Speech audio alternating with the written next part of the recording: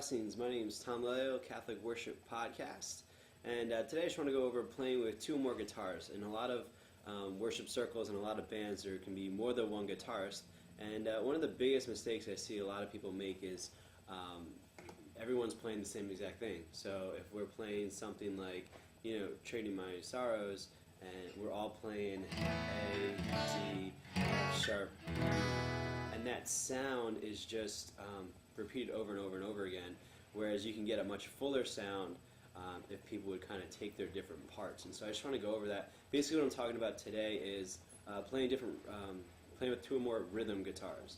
And so the way we're going to break that up is by using this handy dandy tool, a capo, and a knowledge of a little bit of music theory, but not too much, so hopefully this helps. So, okay, something like Trading My Sorrows, very common song, A, D, excuse me, so we get that, okay, A, D, F sharp minor, E. Okay, these are very common songs in worship, like Breathe, we'll have all these, okay, or Days of Elijah. So the key of A is a very common key for worship music. So we're just gonna see how that kind of works. So we're in the key of A, and so for something like Trading My Sorrows, you might do A, D, F sharp minor, E. Okay. So let's see what that looks like.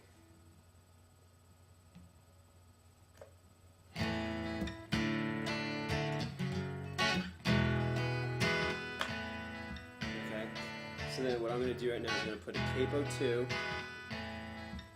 and for every A chord I'm going to play G, and for every D chord I'm going to play C, for every F sharp chord I'm going to play E minor, and for every E chord I'm going to play D. Okay, so it goes like this.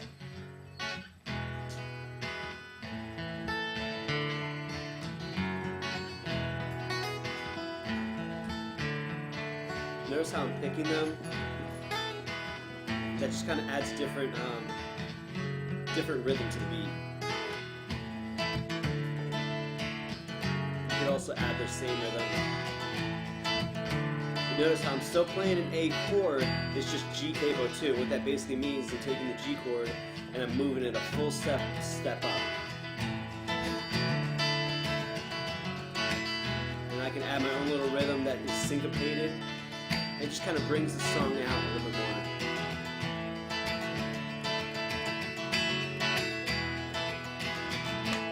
Okay, so basically anytime you're in the key of A, you can go capo 2, okay, and you can play, for every A you play a G, for every E you play a D, for every F sharp minor you play an E minor, and for every D you play a C. Okay, let's do a different key. Let's try the key of E, something like Open the Eyes of My Heart. Maybe that's a simple one, so go like this. I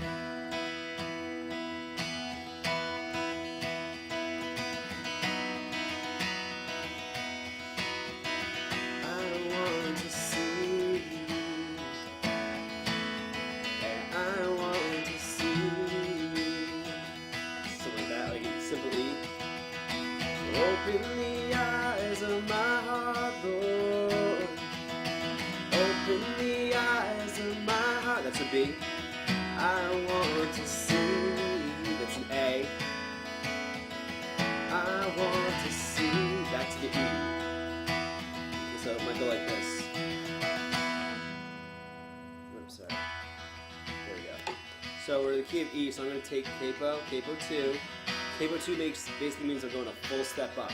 So a half step up for capo 1 would be D sharp.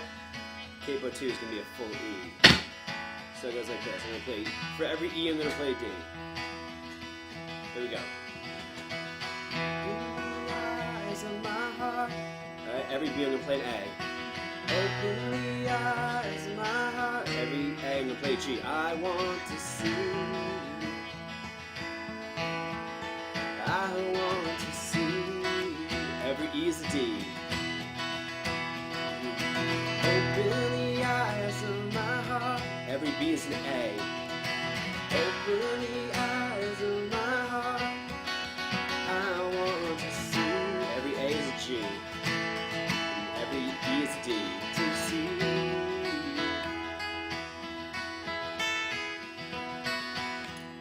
Okay, so again, it brings something a lot more full. You can get a syncopated rhythm, or you can just get a nice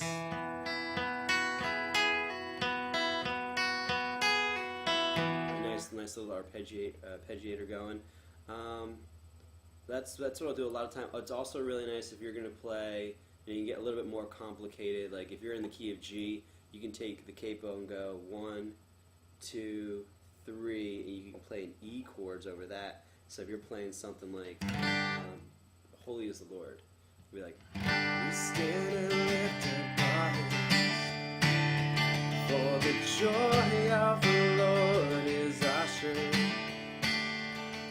Okay, so you might do something like, Holy is the Lord, God Almighty, the earth is filled with His glory. Holy is the Lord, God Almighty, the earth is filled with His glory. Okay, something like that. So you can capo 3 and you can E it up. Okay, so for your G playing E. Every C you're going to play an A. Try this. E. Every D play B.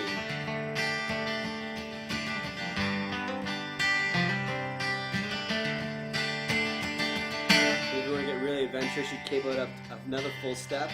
And you go to the D chord formation. So you play D for every G. G for every A. I'm sorry. D. G for every C. A for every B. Or D.